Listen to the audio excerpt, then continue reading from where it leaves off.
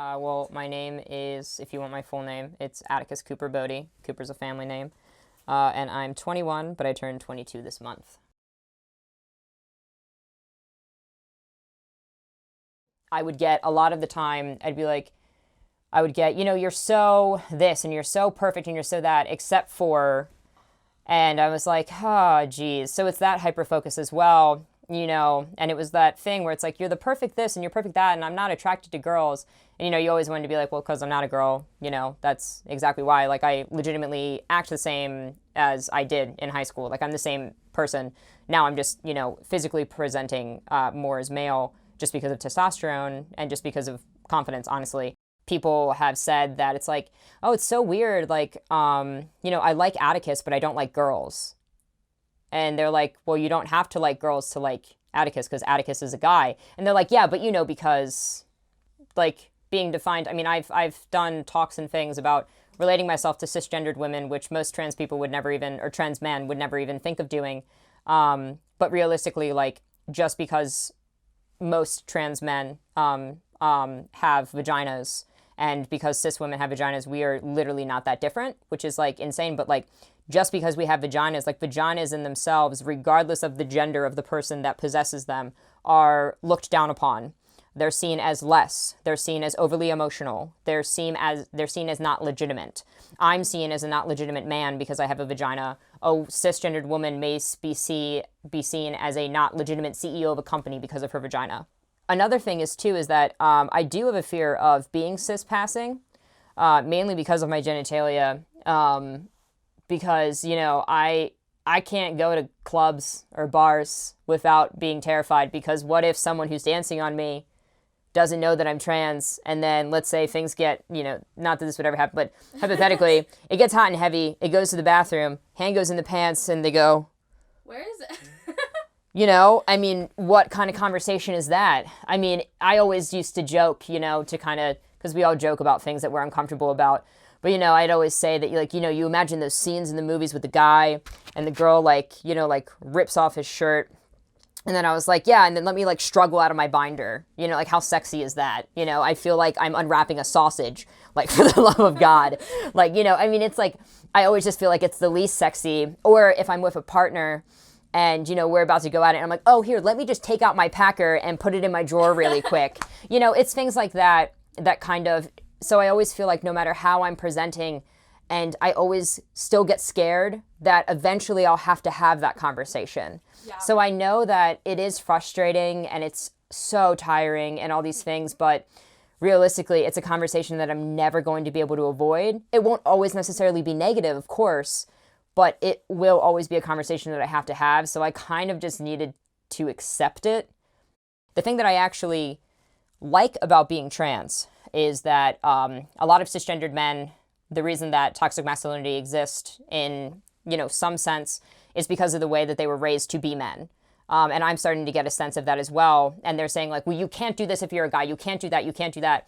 I had actually the benefit, and I know that you don't typically hear that it's a benefit of being trans, as raising myself and being raised as the most authentic man that I can be. No one ever told me how to be a man. No one taught me to be a man. No one ever corrected me on any of my behavior. So as I grew up as a child, I grew into the actual person that I am, who happens to be a man. So I think that trans people, in my personal opinion, a lot of us are the most authentic gender that we can possibly be. So we don't need anything to be who we are. No one does, realistically. You don't really need anything. It's more of a want for comfortability. So, women, cisgendered women, or just women in general, depending on what goes on, they don't need to be pregnant in order to be a woman. But women who want to be pregnant can. Does that make sense? Yeah. So I don't need to do anything to be a man. I don't need to be on testosterone injections. I don't need to have a beard. I don't need to, grow facial hair or sweat more or be muscular, because I just am. And that's a concept that a lot of people can't understand, that with my higher voice and with all these things going on, they probably think that I'm so upset all the time. And, the funny thing with me is that, they always, whenever I get misgendered and things, I'm like, It's so odd that you can't see it. And to me, I just view myself like as a man. So it doesn't matter really how I look. And like, yes, I would love to be more comfortable and I'd love to project the image that I have in my head of what I want to look like. But everyone has that projective image in their head of what they want to look like. Yeah. That's why we get our eyebrows waxed. That's why we cut our hair. That's why we go to the gym. We wear certain clothes. We avoid certain colors. I avoid orange like the plague. You know what I mean? And it's things like that. But realistically, I don't think that any trans person has to do anything, as no other person has to do anything. So, but that is a very controversial topic. But that's kind of what I've thought about it, is that like, I've always been a guy, even though some people couldn't see it. It was always me. So I've always been the same person. And all of this, like me being on testosterone and, me pursuing top surgery and things are just personal things that realistically, if you take the trans element out of it, it's something that everyone kind of would do. I mean, I know people who are cisgendered who have been on testosterone injections for different reasons. Everybody puts hormones in their bodies. A lot of women, depending on whether it's for, like a hormonal balance or if it's for preventing, pregnancies, like are on hormones. They're on birth control. So it's things like that. Sometimes it's just a thing that happens. But no, I don't know. I just think that like the authenticity of gender is defined in yourself, or lack of thereof gender is just who you are as a human. So I actually didn't decide to officially come out. And when I say officially come out, I mean on Facebook. People who have been close with me, I have been open as transgender since I was 12. Everyone I ever dated, for serious things, most of my sexual partners, not always my hookups, but have known that I was trans while dating me or anything like that, just because I wanted them to know my authentic self. I didn't use he, him pronouns or anything. And I really used to just say it so casually, which is odd, but I kind of just wanted to like say it. And then we never really talked about it again. It didn't feel real at the time.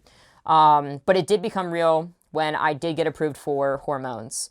And then I decided to take the leap and, I came out publicly.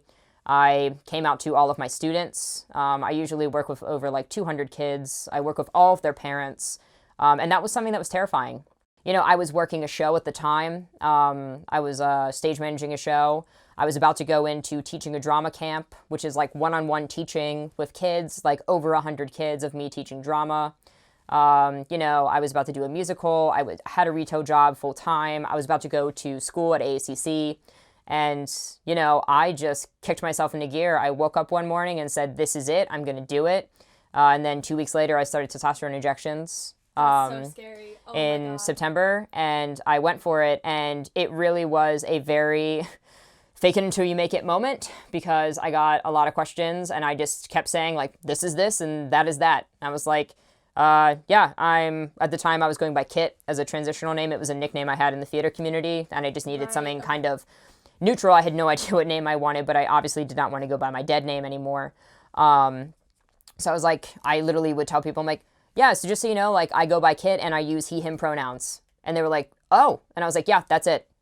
I denied myself for a very long time. Yeah. I even got into a mentality where I was like, I'll just marry my best friend and I'll be normal and it will be fine. I also, said that like, well, I was given this body, so I have to do this and I have to do that. And I kept fighting myself, and I didn't just trust the fact that I knew who I was. And it's not easy. There is never a good time to be trans. There's never a good time to be part of the queer community. There are good parts of it, but, realistically, we are making progress, but it's slow, and there's only so much that we can do. But just continuing to try to exist is the best that you can do, and like trying to trust yourself and finding a confidence in yourself and finding a beauty in what you have and who you are is like probably the only thing that you can do. There really is no perfect advice for it, which sucks because, anything that I say is going to be easier said than done. But yeah, I would just say to trust yourself and recognize that like the only way that you are going to become your authentic self is if you accept your authentic self and try to explore it. And that, a lot of stuff that you do, like you know, if you want to try something, if you want to be with a different type of person, if you want to dress a certain way a certain day, if you want to try different pronouns, if you want to, you know, go into a fluidity, you know, things like that, trying things isn't bad, because we try things all the time to figure out what we like and who we are. We try new foods, we try on different clothes, we try new hairstyles, we try so many different things. And I think that your gender identity and, you know, your sexual preferences and all of those things, it's all a learning curve. And as you change and as you grow and develop, those will also change and grow and develop. So I think you should just try to trust yourself and allow yourself to grow, which is terrifying because everybody's going to tell you not to, and, you know, everything is going to be against you and the whole world will, but you have to be on your side, and you'll find people that will also be on your side, and you kind of just need to stick with them. A big thing in the LGBTQ community is creating your own family. Most of us have had to do it. Most of us want to do it. Most of us prefer it. You know, and if you can kind of find that home within a different home, because typically your home life isn't going to be the best. I know mine wasn't. You know, if you can find those areas and you can find that trust, then hopefully you can move forward.